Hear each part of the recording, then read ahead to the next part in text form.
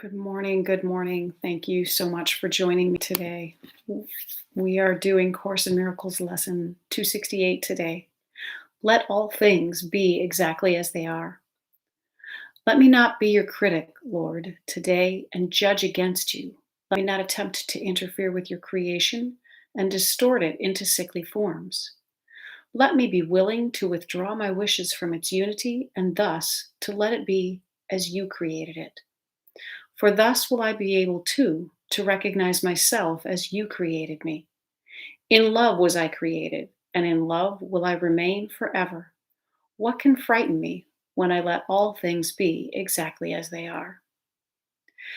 Let not our sight be blasphemous today, nor let our ears attend to lying tongues.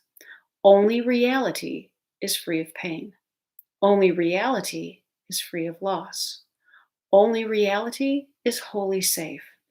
And it is only this we seek today. When we let all things be exactly as they truly are, they are in a state of love. They are in a state of peace. The difficulty comes when we choose to perceive things from a different, skewed vantage point. When we walk into the fun house and the house of mirrors, and we try to alter the way things really look just to see what it can feel like, we often realize that things don't feel as good when they are not exactly as they are. It's amazing how reassuring it is when you walk out of a fun house to see what your reflection looks like again, because it is clearer, it's smoother, it's softer, and it's recognizable. So when you are looking at a world that does not feel comfortable to you, know that you are looking at it from that skewed vantage point.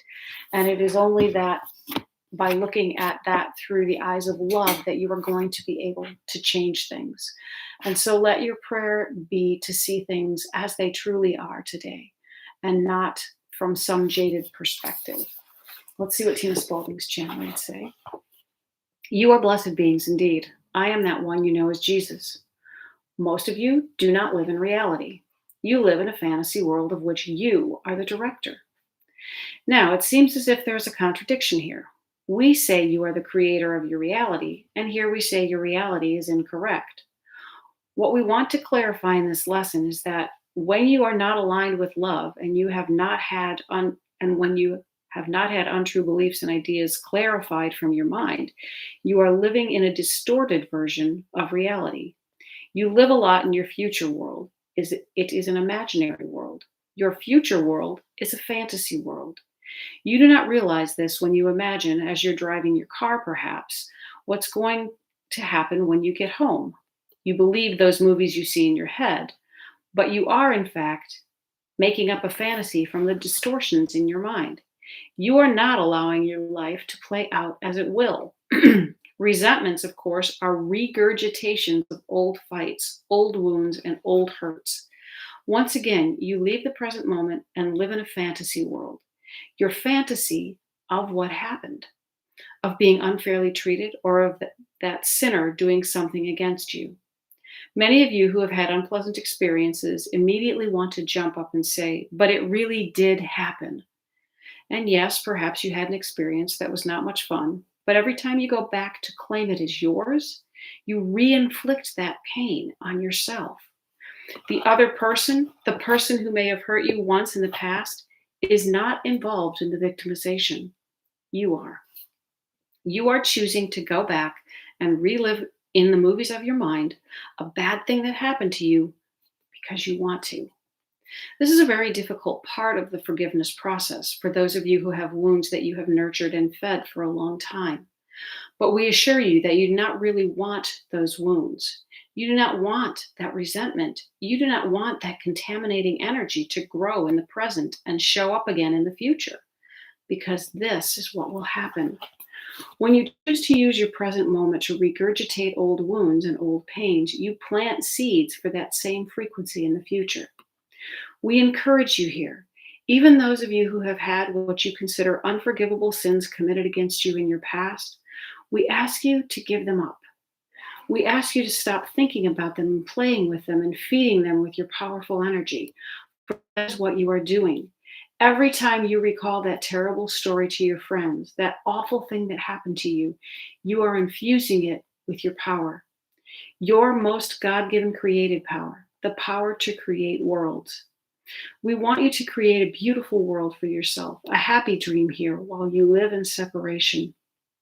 And it is possible if you train your mind. Do your lesson today. Forgive the past. Stop ruminating on anything other than what is happening right now, and appreciate the opportunities that every day gives you to share your magnificence with your brothers and sisters. I am that one you know as Jesus, who will speak to you tomorrow. When we live in a distorted world, when we live in a world that is either looking backwards or looking forwards from the backwards place, we are distorting the present moment. And that is what Tina Spalding's channelings speak of. When you continue to pull the past into the present, we are creating those mirrors in that funhouse that are distorting everything. Much like if we've got a tapestry laid out before us, and it is the tapestry of our life, if we start pulling the past and the future together, then we will end up wrinkling that. And when we wrinkle that, if we look at the reflection that is presented, it is in fact a funhouse mirror. So today, let things be exactly as they are, and let your reality show itself to you through the eyes of love. I hope that you have a wonderful day, and I hope that you find all the love that is really there for you. I'll talk to you again tomorrow. Bye-bye.